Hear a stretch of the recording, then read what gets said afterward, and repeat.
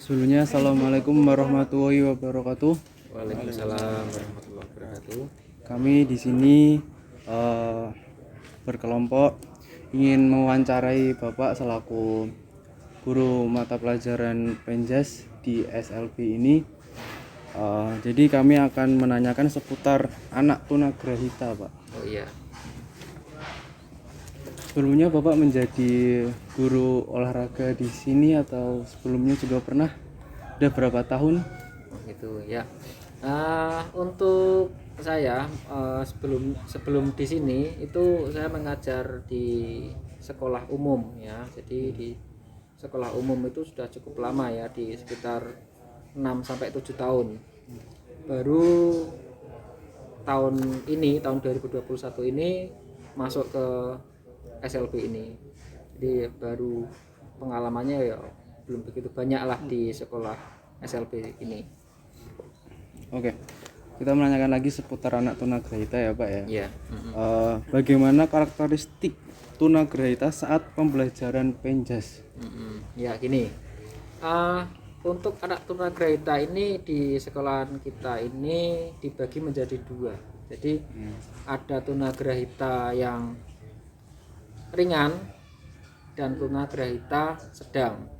Kalau ringan itu berarti kategorinya masih IQ-nya masih lumayan lah, masih di antara 70 sampai 90. Kemudian kalau yang tunagrahita sedang itu di bawah 70. Jadi ada yang hanya bisa mampu rawat, mampu latih dan seterusnya. Seperti itu pengkategorian tunagrahita. Lalu, apakah ada pendekatan individu tersendiri untuk anak yang terkena penyakit tunagrahita? Boleh tolong dijelaskan? Oh iya.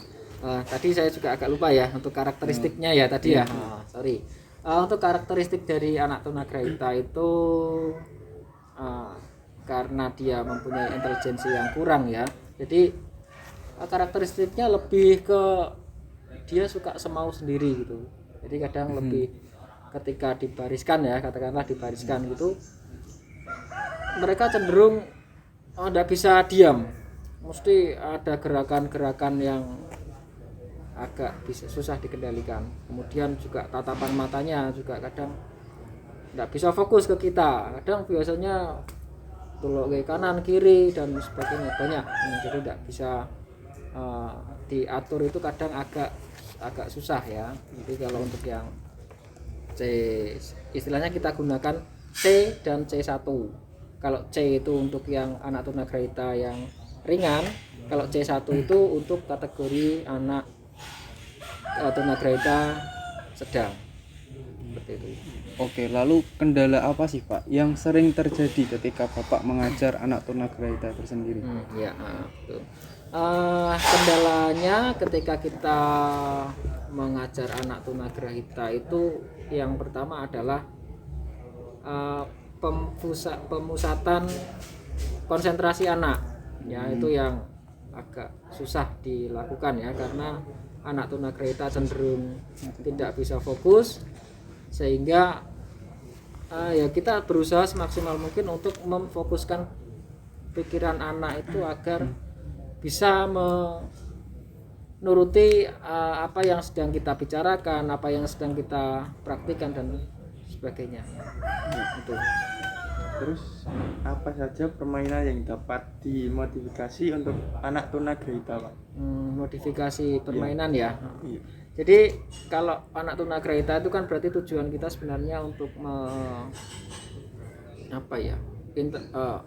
dari gerak untuk memperbaiki ini ya, intelijensi ya. Mental intelijensi. Jadi kadang saya gunakan permainan ya, misalkan seperti melempar bola.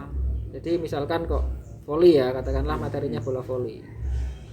Melempar bola itu juga tapi dibarengi dengan kegiatan berhitung misalkan.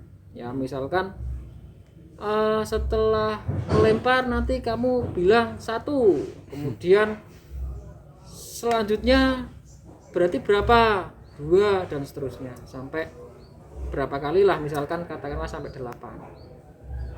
Kemudian juga bisa misalkan tidak cuma satu permainan ya, misalkan katakanlah diawali dengan jogging dulu, lari pelan-pelan, kemudian suruh zigzag. Ya, setelah zigzag nanti kemudian disuruh menangkap bola atau melempar bola, itu juga bisa. Itu lebih tingkatannya ya. Jadi kalau misalkan anaknya intelijensinya cukup lumayan, kita bisa gunakan modifikasi yang lebih banyak. Jadi tidak cuma satu permainan. Tapi kalau intelijensinya anak kurang, baru kita lakukan yang istilahnya yang ringan-ringan saja. Jadi misalkan hanya nangkap bola gitu toh aja. Kadang kalau anak tunagrahita yang sedang atau C1 itu susah, kadang nangkap bola gitu aja kadang nggak bisa ya. Lari pun kadang kalau tidak benar-benar disuruh gitu aja kadang juga tidak jalan kalau anak-anak tunagrahita itu seperti itu. Selanjutnya, apakah tujuan tunagrahita dalam pembelajaran penjas? Tujuan Ya. ya tujuannya kan kayak tadi ya, istilahnya dari aktivitas fisik untuk memperbaiki atau menambah intelijensi atau memperbaiki intelijensinya atau mentalnya ya. Jadi dari kan karena kita dari penjas ya, jadi yang diolah adalah jasmaninya, sehingga dari itu ataupun dari katakanlah dari permainan-permainan itu membuat anak-anak itu bisa intelijensinya semakin berkembang. Seperti itu. Oke, kita ke pertanyaan terakhir ya Pak ya. Ya, Pesan Bapak kepada anak yang berkebutuhan khusus yang mereka masih kayak memiliki gimana ya, pemikiran ya aku nggak bisa apa-apa, mungkin punya mentalnya berkurang. Nah, gimana pesan Bapak yang akan Bapak sampaikan kepada anak-anak yang berkebutuhan khusus tersebut, yang malas-malasan lah gitu. iya, iya. Pesan saya untuk anak-anak yang istilahnya berkebutuhan khususnya di tunagrahita itu jangan berkecil hati, karena sekarang ini apalagi dengan adanya pemerintahan yang sekarang ini mereka sudah mengapresiasi ya semua kegiatan-kegiatan yang kaitannya dengan apalagi khususnya untuk kita ya di penjas ya, di olahraga ini dari bonusnya saja lah ya, gampangnya bonusnya saja itu sudah disamakan ya dengan yang atlet umum kan. Jadi itu juga membuat harusnya kita lebih bersemangat ya untuk mencapai prestasi ya, tidak cuma hanya berdiam diri kita pasrah dengan keadaan. Jadi tetap semangat karena sekarang sudah apresiasi dari pemerintah sudah sangat begitu besar kepada anak-anak. Bahkan olimpiade sekarang juga ada ya Pak. Ya, olimpiade juga sudah ada. Jadi paralimpiade ya sekarang ya, yang kemarin juga sudah beberapa atlet terutama di bulu tangkis ya meraih juara 1 gitu ya, kemarin. Itu ya. Terima kasih. Oke Bapak, terima kasih atas wawancaranya kali ini. Ya, Terima kasih siap. Bapak sudah menjadi narasumber kami. Ya, siap. Semoga pesan Bapak atau tadi yang Bapak bicarakan atau kita utarakan tadi bisa diterima oleh para anak berkebutuhan khusus. Semoga Bapak lebih sukses lagi. Ya, Semoga SLB ini lebih maju lagi, mungkin lebih berprestasi Bapak. Amin. Terima kasih. Saya dari kelompok ini dari Universitas PGRI Semarang ucapkan terima kasih. Ya, sama-sama.